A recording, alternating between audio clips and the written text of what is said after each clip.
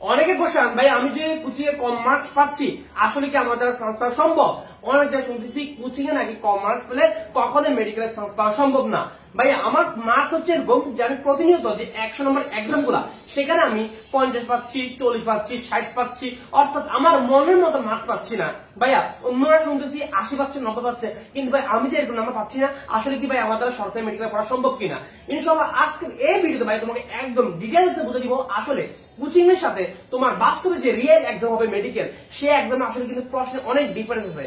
কি কি পার্থক্যগুলা আসলে কি কোচিং এ কম মার্কস পেলেও কি মেডিকেল চান্স পাওয়া সম্ভব কিনা, এটা একদম খুব সুন্দর করে বুঝিয়ে দিব।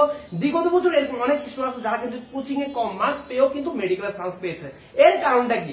এর কারণটা ভাই ইনশাআল্লাহ এই ভিডিও বুঝিয়ে দিচ্ছি। তোমরা যারা ভাই চ্যানেলটা নতুন অবশ্যই চ্যানেলটা সাবস্ক্রাইব করে রাখবা, আর একটু কষ্ট করে ভাইয়ের ভিডিওতে একটু লাইক দিয়ে সবার মাঝে ছড়িয়ে দিবা, সবাইকে একটু এই মহা বিপদ থেকে উদ্ধার করার সুযোগ করে দিবা। তো ঠিক আছে, চলো ভাই শুরু করে দিচ্ছি। দেখো আসলে কোচিং এ কম মার্কস পাওয়া স্বাভাবিক। কোচিং এ কম মার্কস পাওয়ার অনেকগুলো কারণ আছে। দেখো কোচিং এর পরীক্ষা আর তোমার যে বাস্তব রিয়েল পরীক্ষা হবে ওটার মধ্যে অনেক তফাৎ। কারণ তাদের প্রশ্নের কাঠামোর দিক দিয়ে চিন্তা করলে অনেক ডিফারেন্স রয়েছে। আসলে কি কি ডিফারেন্সের কারণে আসলে আমি কোচিং এ কম মার্কস পেলেও আমার ভর্তি পরীক্ষার চান্স পাওয়ার আশা আছে। কিভাবে? আসো একটু খেয়াল রাখো। এই যে কোচিং এবং যে তোমার মেডিকেল এক্সাম, কোচিং এবং যে মেডিকেল এক্সাম তোমাকে বুঝতে হবে আসলে কোশ্চেন গুলা। দেখো কোশ্চেন কিন্তু আমাদের অনুশীলনী থেকে আসে এবং বিগত বছরগুলো থেকে আসে। তুমি যদি বাইরের গাইডলাইন গুলো ফলো করে থাকো কিংবা আসলে একটু তুমি ঘাটাঘাটি করো, জানতে পারবা যে আসলে অনুশীলনী এবং বিগত বছর থেকে কি পরিমাণ কোশ্চেন আসে তোমার কল্পনার বাইরে। আমরা যদি বিগত কয়েক বছর কোশ্চেন অ্যানালিসিস করি, একটু ঘাটাঘাটি করে দেখি, আমরা দেখবো আমাদের আসলে জিকে ইংলিশ বাদ দিয়ে যে আমাদের 75 নাম্বার এক্সাম, হ্যাঁ 75 নম্বরের যে ফিজিক্স, কেমিস্ট্রি, বায়োলজি, এই তিনটে বিষয়ের মধ্যে 75টা এমসিকিউর মধ্যে তোমার 50 থেকে 55টা, আমি একটা মানে মোটামুটি একটা রেঞ্জ ধরে নিলাম, 50 থেকে 55টা এমসিকিউ আসে। অনেক সময় এর চেয়ে বেশিও কিন্তু আসে। ধরে নাও তোমার 50 প্লাস এমসিকিউ তোমার অনুশীলনী থেকে আসে, একদম হুবহু তোমার অনুশীলনী এবং বিগত বছর থেকে একদম হুবহু উঠে দিচ্ছে তোমার 50 প্লাস কোশ্চেন। তাহলে তুমি একবার চিন্তা করো, তুমি যে কোচিং এ ভর্তি আছো সেই কোচিং এ আদৌ কি তোমার সেখানে 40টা এমসিকিউ অনুশীলনী থেকে? এই যে পোলাপান এই কারণটাকে ধরা খায় পোলাপাইনকে কোচিং এর পরীক্ষাগুলো দিয়ে পোলাপাইন আসলে অন্য চিন্তা ভাবনা চলে যায়। তার দেখতেছে আসলে অনুশীলনী থেকে কোনো এমসিকিউ আসতেছে না, তার মাথা চলে আসে আসলে ফাইনাল পরীক্ষা কিন্তু অনুশীলনী থেকে কোনো এমসিকিউ আসবে না। এই কারণে প্রত্যেক বছর পোলাপান ধরা যাচ্ছে। তারা যখন দেখতেছে অনুশীলন থেকে এমসিকিউ দিচ্ছে না, তারা মূল বইয়ের পিছনে একদম ঝাঁপিয়ে পড়ে। আমাকে মূল বই লাইন বাই লাইন পড়তে হবে। আরে ভাই তুমি একটু প্রিভিয়াস এর কোশ্চেন অ্যানালাইসিস করে দেখো। ভাইয়া বলছে না যে মূল বই পড়া বাদ দাও, মূল বই পড়তে হবে, তবে তোমার বুঝতে হবে কোন জিনিসটার প্রতি বেশি ফোকাস করতে হবে, কোন জিনিসের প্রতি কম ফোকাস করতে হবে। ফোকাসটা মেন তোমাকে ঠিক রাখতে হবে। কথা ক্লিয়ার কিনা? তুমি কোশ্চেনগুলো অ্যানালাইসিস করে দেখো, তোমাকে অনুশীলন থেকে অনেক এমসিকিউ আসছে, কিন্তু কোচিং এ পরীক্ষা দেওয়ার কারণে তুমি ওই অনুশীলনের প্রতি একদম কম ফোকাস করছো কিংবা পড়তেছো না। কি হয়েছে দেখতেছো ভিতর থেকে আসছে, ভিতরটা পড়তে আসো, কিন্তু ভাই তোমার ফাইনাল পরীক্ষা কিন্তু কোশ্চেনের প্যাটার্নটা কিন্তু এরকম না। এই কারণে তুমি কোচিং কম মার্কস পাচ্ছ। এবং তুমি যদি কোচিং এর ওয়েস্টার্নে পড়াশোনা করো, তুমি কিন্তু চান্স পাওয়ার যে ধাপগুলা এখান থেকে একটু পিছিয়ে যাবা, সবার থেকে পিছিয়ে পড়ো। তাহলে এই হচ্ছে মেন কথা। এই আমাদের অনুশীলনী এবং বিগত বছরের একটা ব্যাপার আছে। এবার আসো দাগান। তোমার কোচিং এ দেখবা তোমরা যে দাগানো লাইন দেয়, এই দাগানো লাইনগুলো বাইরেও কিন্তু অনেকগুলো কোশ্চেন দিয়ে থাকে, অনেকগুলো কোশ্চেন দিয়ে থাকে। আসলে ভাই তুমি যদি একটু খেয়াল করে রাখবা, তোমার যে মেডিকেল বাস্তব পরীক্ষা এখানে কিন্তু দাগানো লাইনগুলা মানে অনুশীলনী এবং বিগত বছরের বাইরে কোশ্চেন আসে। মেন বইয়ের যে অধ্যায়গুলা সেখান থেকে মোটামুটি কোশ্চেন আসে, এত আহামরি তোমার কোশ্চেন আসবে না, বুঝছো? 30-40টা কোশ্চেন কিন্তু তোমার দাগানো লাইনগুলা অনুশীলনী এবং বিগত বছর বাদ দিয়ে কখনো 30-40টা কোশ্চেন তোমার দাগানো লাইন থেকে আসবে না। ওরা অলওয়েজ কি করে দাগানো লাইনগুলো থেকে কোশ্চেন বেশি করবে এবং দাগানো লাইনগুলোর বাইরে তোমাকে যে লাইনগুলো দাগিয়ে দেয় তার বাইরেও কিন্তু কোশ্চেন করে থাকে। এর জন্য তুমি কোচিং কম মার্কস পাচ্ছ। কথা বুঝতে পারছো কিনা? এবার এক্সট্রা ইনপু তুমি যদি একটু ঘাটাঘাটি করে দেখবা কোশ্চেন গুলা, একটু ঘাটাঘাটি না করলেও বাইরে বলছে একটু শুনো। এই যে তোমার ফাইনাল যে মেডিকেল পরীক্ষা সেখানে সর্বোচ্চ ফিজিক্স কেমিস্ট্রি থেকে কোনো এক্সট্রা ইনপু থেকে কোশ্চেন আসবে না। তুমি ধরে রাখবা 100% কোশ্চেন আসবে না। অনলি মেন বই পড়বা ফিজিক্স কেমিস্ট্রি ক্ষেত্রে। এই যে বায়োলজি ক্ষেত্রে সর্বোচ্চ তোমার বোটানির ক্ষেত্রে 6 থেকে 7টা এমসিকিউ আসতে পারে, এর চেয়ে কম আসতে পারে। আমি ধরে নিলাম 6 থেকে 7টা এমসিকিউ আসতে পারে, কিন্তু ওরা কি করে ওরা তোমার যে মেন বইটা বোটানির ক্ষেত্রে যে হাসান স্যারের বই, ওই হাসান স্যারের বই থেকে কোশ্চেনের পরিমাণটা কমিয়ে দিয়ে আলিম স্যারের বই থেকে কোশ্চেনের পরিমাণটা বাড়িয়ে দেয়। কিন্তু ভাই তোমার ফাইনাল এক্সাম কিন্তু এরকম না, ফাইনাল এক্সাম কিন্তু এরকম না। ফাইনাল এক্সামে মনে রাখবা তোমার হাসান স্যার এবং আজমল স্যারের বই থেকে অনেক অনেক কোশ্চেন আসবে, সর্বোচ্চ 6 থেকে 7টা বা 5টা কোশ্চেন তোমার এক্সপ্লেন করে দিতে পারে। সো তুমি দেখতেছো ওই যে তুমি পড়ে যাচ্ছ একরকম কিন্তু কোশ্চেন হচ্ছে একরকম। ভাই আমি তো পড়ে গেলাম বই কিন্তু আমার কমন আসে গেল, তাই কমন আসবে কিরকম? কারণ তোমার এই যে কোশ্চেনের যে প্যাটার্নটা, তারা কোশ্চেনের প্যাটার্ন বোর্ডে চেঞ্জ করেছে। মেডিকেল স্ট্যান্ডার্ড কোশ্চেনগুলো দিচ্ছে না, মেডিকেল স্ট্যান্ডার্ড কোশ্চেনগুলো দিচ্ছে না। মেডিকেলের যেরকম এক্সাম হচ্ছে তুমি ওই ফিল্ডে পাচ্ছ না, ওই ফিল্ডে পাচ্ছ না, এই তো একটা সমস্যা। মেডিকেলে যেভাবে কোশ্চেনটা হয়ে থাকে, ওরা যে কোশ্চেনটা প্যাটার্ন ফলো করে, তোমার কোচিং এক্সাম গুলো তুমি যে কোচিং বলো, বাংলাদেশের যে কোচিং বলো, ওই জিনিসগুলো ফলো করে না। তারা তাদের নিজেদের মন করা টাইপসের প্রশ্ন করে থাকে। ফলাফলকে কিভাবে আসলে একটু তোমার নিচের দিকে নিয়ে যাওয়া যায়, মানে এই যে ফলাফল যে আসলে চিন্তা করে যাচ্ছে, তাদেরকে চিন্তার মধ্যে পাওয়ানোর জন্য তারা কিন্তু মেইনলি কোশ্চেনগুলো রিভিউ করে থাকে। সো ভাই তোমার উচিত আসলে, তোমার আসলে যথেষ্ট বয়স হয়েছে, তুমি যথেষ্ট শুনতেছো, প্রায় সব ভাইয়াদের আপনার থেকে গাইডলাইন নিচ্ছ, তোমার বুঝা উচিত কোশ্চেনটা কোন জায়গাটাই করে, কিভাবে আসে। যেভাবে আসে তুমি ওভাবে না পড়ে তুমি কেন ভাই অন্য জিনিসগুলো ফলো করবা? তোমার উচিত সায়েন্স পেতে গেলে যেভাবে আসলে পড়া উচিত ওই স্কুলে পড়াশোনা করা। কথা বুঝতে পারছো কিনা?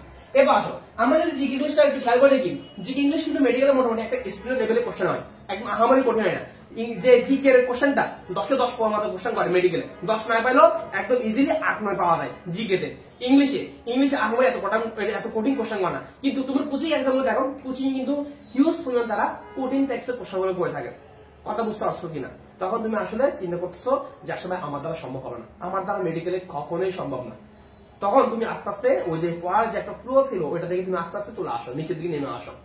এই হচ্ছে মেন কথা। তাই তোমাকে বুঝতে ভাই, কোচিং এর এক্সাম কখনো একটা স্টুডেন্টের যে জীবন নির্ধারণ করতে পারে না, একটা লাইফ ডিসাইড মানে তোমার নির্ধারণ করতে পারে না যে আসলে সে মেডিকেল সায়েন্স পাবে নাকি পাবে না। তোমার নিজের বিশ্বাস রাখতে হবে, তোমাকে নিজের মতো করে কি করতে হবে, পড়াশোনা করতে হবে। কোচিং এর প্রশ্ন থেকে হাই উদাস করা যাবে না। কথা বুঝতে পারছো কিনা? কথা বুঝতে পারছো? এখন তাহলে তোমার কিভাবে পড়া উচিত বা একটু শর্টকাটে বলে দিই। আমি বলবো দাগানো লাইন গুলা তুমি যে এতদিন ধরে দাগাইছো, যতটুকু সম্ভব দাগানো লাইন গুলো পড়ো। একবারে যে বাদ দিবা ব্যাপারটা কিন্তু এরকম, যতটুকু সম্ভব পড়ো। তোমার মেইন ফোকাস থাকবে 19 এমসিকিউর উপর। দাগা লাইন গুলো যতটুকু সম্ভব পড়ো। তুমি যদি আগে এক্সটেম্পো না পড়ে দেখো, এখন এক্সটেম্পোর দিকে লাফালাফি করা দরকার নাই। তুমি তোমার হাসান স্যার বই এবং আজমল স্যারের বইটা ফলো করো, সাথে 19 এমসিকিউ গুলা বোর্ড এমসিকিউ প্র্যাকটিস করো। কথা বুঝতে পারছো? সঠিক টাইমে তোমার সঠিক ডিসিশন নিতে হবে। কথা ক্লিয়ার কিনা?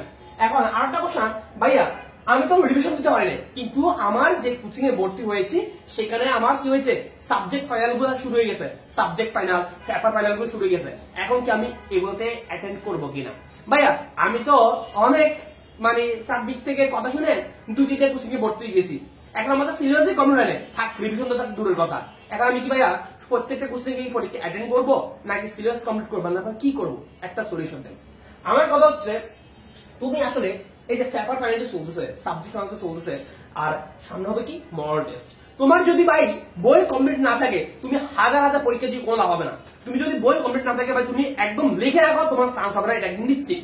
তোমার বই কমপ্লিট হয়, তুমি রিভিশন দিতে হবে না ভাই, তুমি চান্স পাবে কেমন আমাকে এটা বলো? তুমি শত শত পরীক্ষা দিচ্ছ, ওই কোচিং দৌড়াদৌড়ি করছো, লাভটা হবে না ভাই। তোমাকে আগে দিয়ে তোমার যদি সিলেবাস কমপ্লিট না হয়, তোমাকে সিলেবাস কমপ্লিট করতে হবে। এটা হচ্ছে মেন একদম ইম্পর্টেন্ট কথা। তোমার যদি সিলেবাস কমপ্লিট না হয়, আমি বলতেছি তুমি এখন থেকে শুরু করে দাও। একদম প্রয়োজনে বলতে খারাপ শুনলেও তুমি কুত্তার মতো পরিশ্রম করো। তোমাকে ডিসেম্বরের মধ্যে তোমাকে কি করতে হবে, সিলেবাসের গোলা ফেলতে হবে। এরপর তুমি জানুয়ারির যে কটা দিন পাও একদম রিভিশন দাও। জানুয়ারির যে কটা দিন পাও ওই দিনগুলোতে তুমি 2 থেকে 3 রিভিশন দিয়ে দাও। আমি কথা দিচ্ছি তোমার ইনশাআল্লাহ চান্স হবে। এখন তুমি সাবজেক্ট ফাইনাল, পেপার ফাইনাল এগুলোর প্রতি কম ফোকাস করো। এগুলোর প্রতি কম ফোকাস দিয়ে তুমি তোমার সিলেবাসের দিকে ফোকাস দাও। তোমার যেখানে ঘাটতি আছে ওই জিনিসগুলোতে ফোকাস দাও। হ্যাঁ, ফোকাস দাও। তোমার মেইন টার্গেট হবে কি? তোমার মেইন টার্গেট হচ্ছে মডেল টেস্ট, যেখানে সব সাবজেক্ট মিলে পরীক্ষা হবে। ওইখানে তোমার কি হবে, মেইন টার্গেট হওয়া উচিত। কথা ক্লিয়ার কিনা? এখানে আপাতত সাবজেক্ট ফাইনাল, পেপার ফাইনালের দিকে এত লাফালাফি না করে, তোমার যেখানে ঘাটতি আছে, যেখানে দুর্বলতা আছে, যেগুলো পারো না, ওই জিনিসগুলো ক্লিয়ার করো। আর তোমার টার্গেট হওয়া উচিত মডেল টেস্ট। কথা ক্লিয়ার? আর অনেকে বলছো ভাইয়া আপনার কি কোনো স্পেশাল ব্যাচ আছে কিনা? হ্যাঁ, আমাদের স্পেশাল ব্যাচ আছে, একদম খুবই স্পেশাল ব্যাচ। আমাদের সবচেয়ে পপুলার মেডিকেল সবচেয়ে পপুলার একটা ব্যাচ হচ্ছে মেডিশিউ সাজেশন ও রিভিশন ব্যাচ। খুবই ইম্পর্টেন্ট একটা ব্যাচ।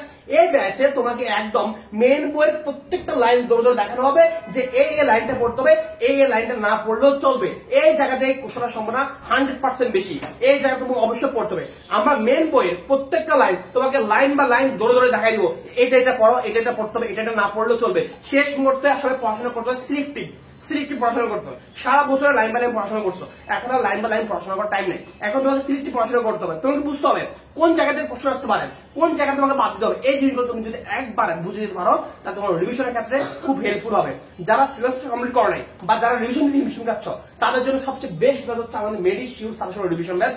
এই ব্যাচে আমরা তোমাকে প্রত্যেকটা দিন লাইন বাই লাইন ধরে ধরে দেখাবো। সাজেশন তো থাকছে, কোন জায়গায় কোশ্চেন আসবে, কোন জায়গায় কোশ্চেন আসবে না, প্রত্যেকটা দিন তোমাদেরকে বলে দিব। কথা বুঝতে পারছো?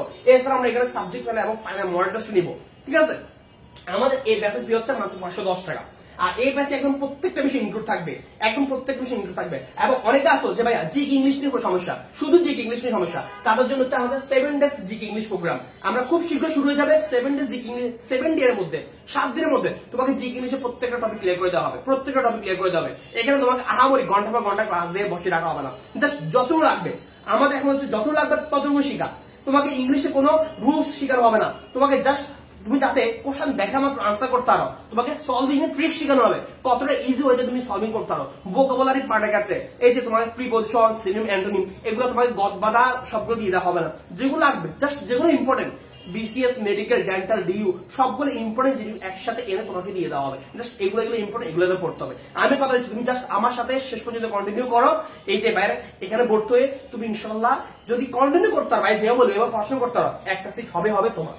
এখন আমাদের এই প্রোগ্রামের মূল্য হচ্ছে 250 টাকা। 250 টাকার মাধ্যমে তুমি জিকে ইংলিশের একদম উপরে পাচ্ছ, একদম কম্বো প্যাকেজ জিকে ইংলিশের। এবার আসো অর্গানিক কেমিস্ট্রি স্পেশাল ব্যাচ। যাদের শুধু অর্গানিক কেমিস্ট্রি সমস্যা তাদের জন্য আমাদের স্পেশাল ব্যাচ মাত্র 90 টাকা।